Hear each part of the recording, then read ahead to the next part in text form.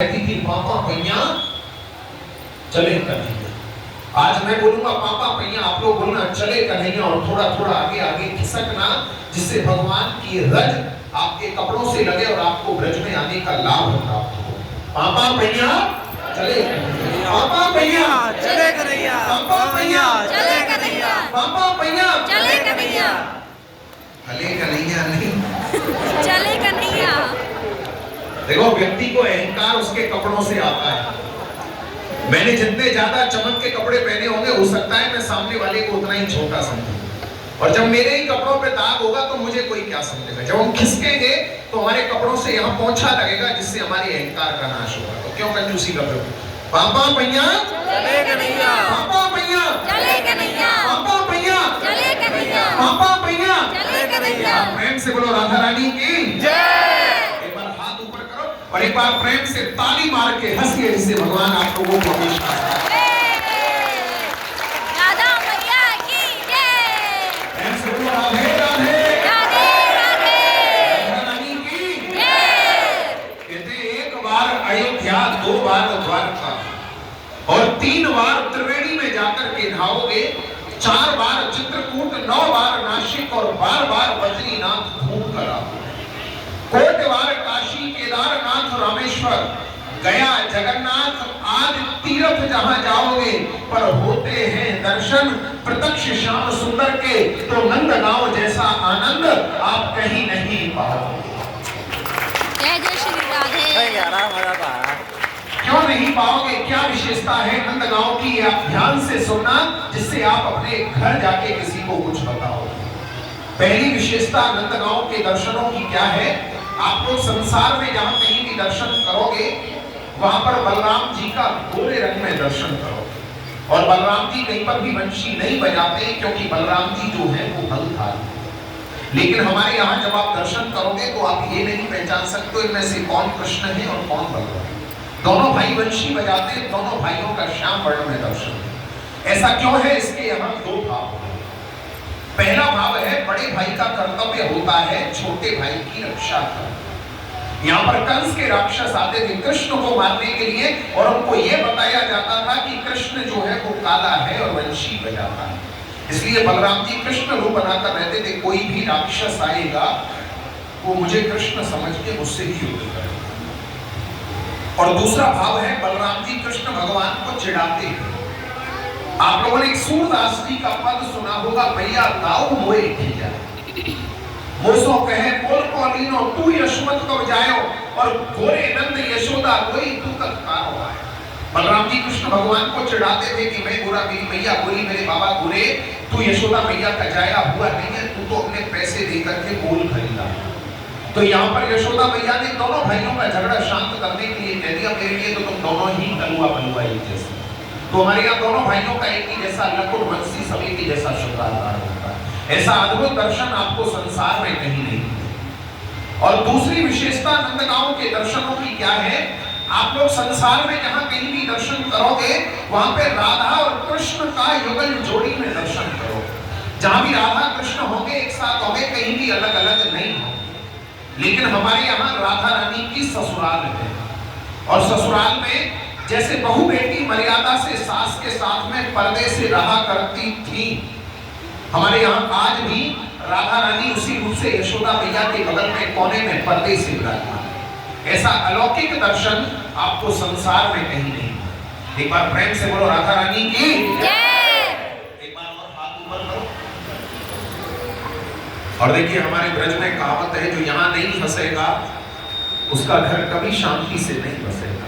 एक बार सब लोग प्रेम से ताली मार के हंस जाओ भगवान के दरबार में। जय जय श्री राधे। प्रेम से बोलो राधे राधे राधे राधा रानी की जय। हमारे यहाँ 3 तरह की यात्रा होती है। आप लोग अपनी गाड़ी से यहाँ तक पैदल चल के आए, वो भी आपकी पद यात्रा है। जो कुछ आप लोग नजर से देखेंगे, ये भी नजर यात्रा। कुछ दिखा कुछ नहीं दिखा, उनका मुंह से नाम लेने से उसे कहते हैं मुख यात्रा। सब लोग हाथ जोड़ो और अपने मुंह से तीर्थों का नाम लो, जिससे तुम्हारी यहाँ की यात्रा हो। सभी लोग अपने मुख से बोलो अष्टपदे हमारे नंदगांव धाम के, नंद बाबा के यशोदा मैया के दर्शन यात्रा हे नंद बाबा पूर्ण करना, भक्ति देना, मनोकामना पूर्ण करना, घर में धन धान्य बढ़ाना, राजी खुशी घर पहुंचाना, फिर बुलाना, बार बार बुलाना, 1000 बार बुलाना। तो नंद बाबा की यहाँ आने का क्या महत्व है भैया? 2 शब्दों में यहाँ की महिमा है, ध्यान से सुनना, जिससे आपको नंदगांव का पूरा इतिहास पता चले।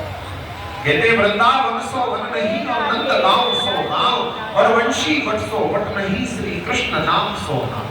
संसार में हमारे भगवान श्री कृष्ण जैसा कोई भी दूसरा नाम नहीं है और हमारे नंदगांव के जैसा कोई भी दूसरा गांव नहीं है। क्यों नहीं है? क्योंकि भगवान श्री कृष्ण का जन्म हुआ था मथुरा में कंस की जेल के अंदर। रातों रात वसुदेव जी ने उनको पहुंचा दिया यमुना पार करके गोकुल। गोकुल नगरी में जब पूतना, सत्तासुर, अघासुर, बकासुर, तृणावर्त आदि राक्षस जब नंद बाबा को तंग करने लगे तो नंद बाबा गोकुल को छोड़कर भगवान कृष्ण को 2 साल और 3 दिन की अवस्था में यहाँ नंदगांव लेकर आए थे, जहां आज आप लोग बैठे। यहाँ पर हमारे नंद बाबा के गुरुजी थे शांडिल्य ऋषि। उन्होंने कृष्णावतार से पहले यहाँ तपस्या की थी और हमारे यहाँ श्राप दिया हुआ था कि यहाँ कंस या कंस का भेजा हुआ कोई भी राक्षस हमारे गांव की सीमा में नहीं आएगा, अगर आएगा तो सीमा के बाहर पत्थर हो जाए। तो यहाँ जब नंद बाबा ने सुरक्षित स्थान देखा तो नंद बाबा भगवान को लाकर के यहाँ रहे और यहीं पे आकर के नंद बाबा ने नंदोत्सव मनाया। जैसे हम आप लोग अपने घर में अपने लड़के का, बच्चे का जन्मदिन मनाते हैं कि नंद घर आनंद भयो, जय कन्हैया लाल की, हाथी घोड़ा पाल की, जय कन्हैया लाल की, जय कन्हैया लाल की, जय कन्हैया लाल की, जय कन्हैया लाल की। नंद बाबा ने उस समय यहाँ पे आकर यहाँ के 7 ब्राह्मण ब्रजवासियों को भोजन भंडारा करा करके अपने पास की 9 लाख गायों में से 2 लाख गाय यहाँ के ब्रजवासी ब्राह्मणों को दक्षिणा के रूप में दान कर। हमारे यहाँ आज भी जो आप जैसे भक्त वैष्णव लोग जो घर से संकल्प लेकर आते हैं, जिन पर हमारी राधा रानी श्याम सुंदर कृपा करते हैं, आज भी हमारे नंदगांव धाम में गाय दान करके जाते हैं। क्योंकि अगर आपने श्रीमद् भागवत में सुना होगा, इस गांव का नाम गोलोक धाम बोला जाता है, क्योंकि नंद बाबा ने यहाँ स्वयं गाय दान किया। जिस प्रकार से गुजरात में द्वारकापुरी है, वहां चावल दान का विशेष महत्व होता है। आंध्र प्रदेश में तिरुपति बालाजी है, वहां सोना दान होता है।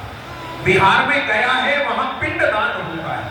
उसी प्रकार से हमारे नंदगांव धाम में गाय दान का विशेष महत्व बताया गया है। लेकिन चलते फिरते यात्री हमें भैया उनसे नहीं बने, क्योंकि आजकल महंगाई इतनी है, आजकल अपना ही पेट का दान करना बड़ा मुश्किल का काम है। 50, 60, 70 हजार रुपया से कम खर्चा नहीं होता है।